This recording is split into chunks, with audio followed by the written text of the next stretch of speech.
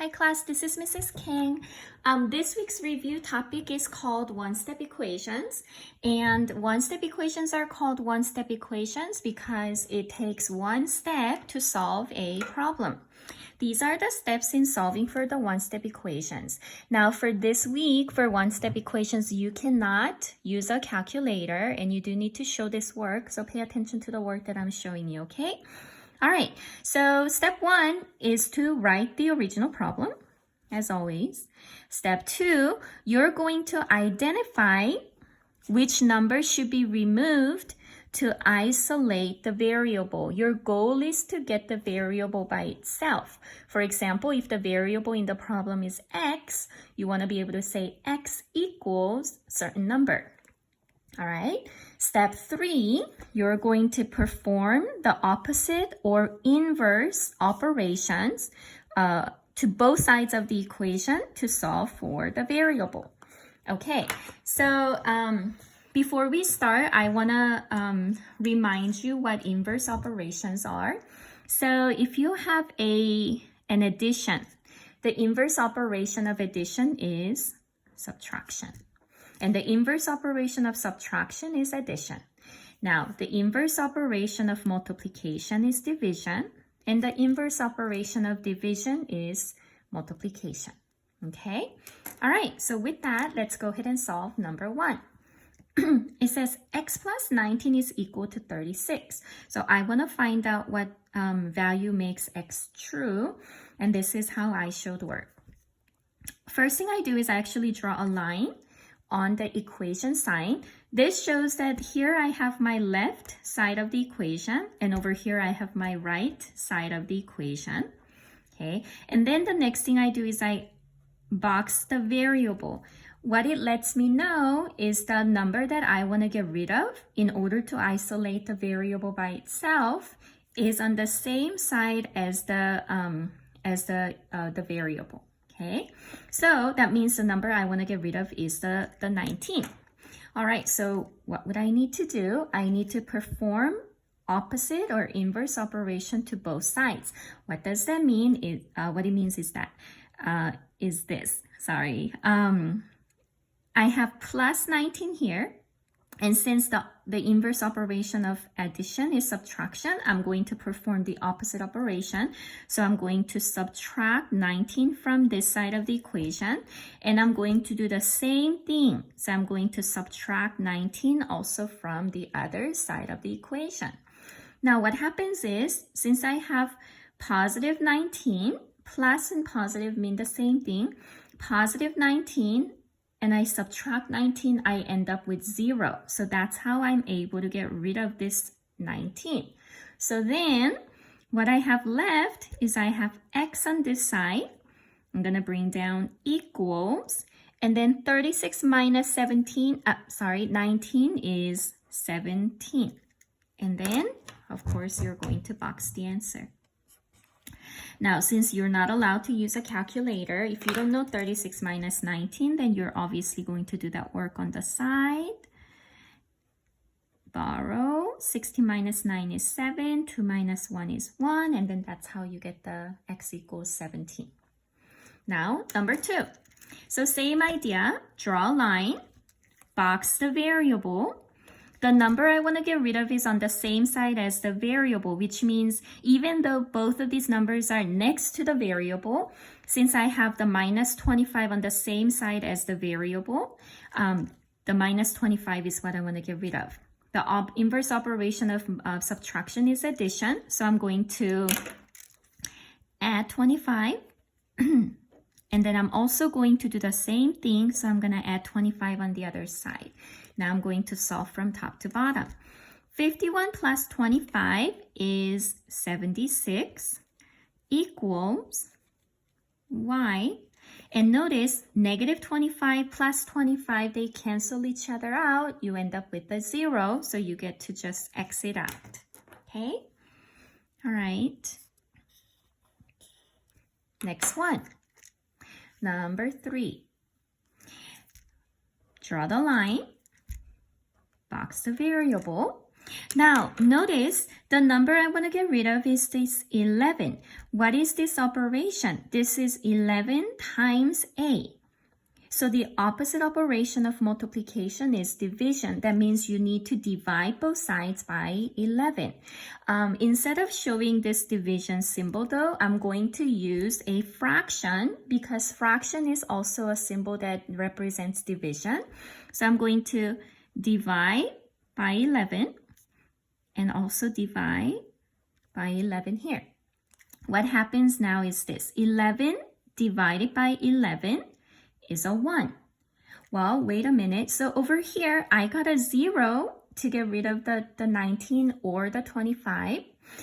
Why do I get a 1 here? Well, technically, 1 times A is same as 1A, which is same as simply A. So 11 divided by 11 would give you 1A. However, you can just bring down the A. This means the same as 1A equals, and then 121 divided by 11 is 11. Again, if you're not sure, do your division. 11 goes into 1 0 times. 11 goes into 12 once, which is 11. Subtract, bring down the 1. 11 goes into 11 one time again. Your remainder is 0. Okay, so that's how I got the 11 here. All right, not last one, but number 4. I'm going to rewrite the problem because I don't like the slash. So I'm going to rewrite it. 15 equals R divided by 2. All right, so draw the line, box the variable. Now, the number you want to get rid of is the 2. And this operation represents division, R divided by 2. So the opposite of division is multiplication. So I'm going to multiply both sides by 2. So I'm going to multiply this side by 2. And I'm also going to multiply the other side by 2. My 2, this is 2 divided by 2, which also just like the previous one, they cross out and I'm left with 1R or simply R. 15 times 2 is 30 equals, and then since I just have R or 1R, bring down the R, and that's the answer. And it doesn't matter whether you have the variable first, so R equals 30 or 30 equals R. Doesn't matter. Okay? All right. And then I have one word problem that I would like for us to solve. So this is what it says.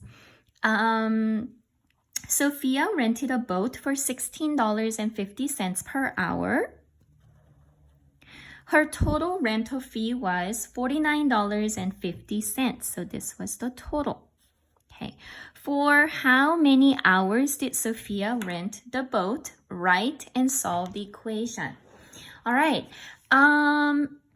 Many of the students up until 5th grade solves it like this. This is the equation that a lot of the students would write.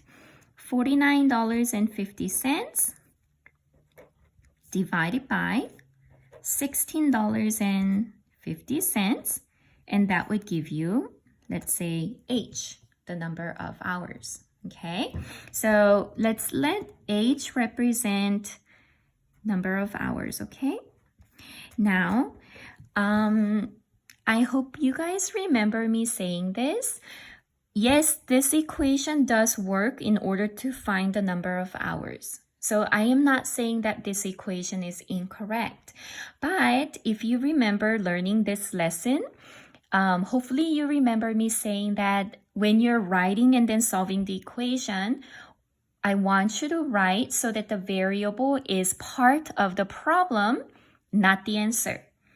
Okay, so what that means is I want this variable to be part of the problem. I don't want the variable to be the answer itself when you're setting up the problem.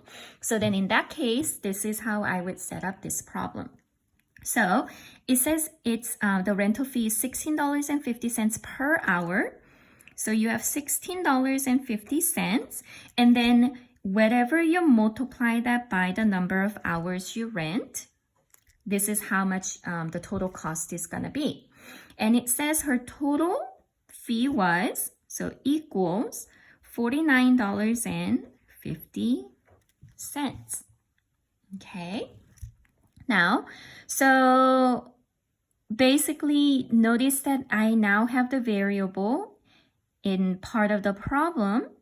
I don't have the variable as the answer, but the answer is going to come out to be the same, whether you do it this way or this way, but I would like for you to try to solve it, these word problems, so that the variable is part of the problem, okay? All right, so here's my equation. Draw the line, box the variable. I want to get rid of 1650. This original operation is multiplication, so the opposite of that is to divide. So I am going to divide this side by $16.50. And I am also going to divide this side by $16.50. That would make this simplify to 1H. So I have H equals, and then now I'm going to divide.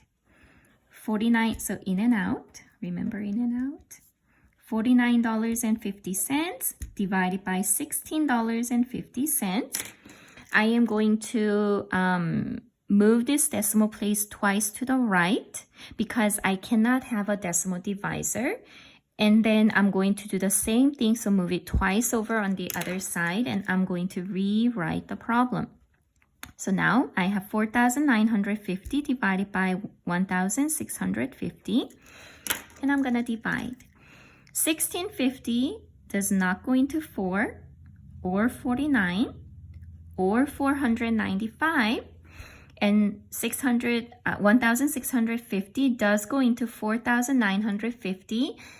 It goes in 3 times, but let's say I wasn't sure and I thought it goes in 4 times, then I'm going to multiply and check. 4 times 0 is 0, 4 times 5 is 20, 4 times 6 is 24 plus 2 is 26, 4 times 1 is 4 plus 2 is 6, so 6,600, that's way too much. So then now I'm gonna try multiplying by 3. 3 times 0 is 0, 3 times 5 is 15, 3 times 6 is 18 plus 1 is 19, 3 times 1 is 3 plus 1, 4. So that is exact. So it goes in 3 times, which is 4,950. Your remainder is 0. So your answer is 3. And since it's a word problem, you want to make sure you have the unit 3 hours. Now, if you had solved it this way, $49.50 divided by $16.50, it would have also given you 3 for H. It's just that we would like for you to try to set up the equation this way so that the variable is part of the problem. Okay? All right, that's the review for today. I will also work on homework help. Okay? All righty. Bye.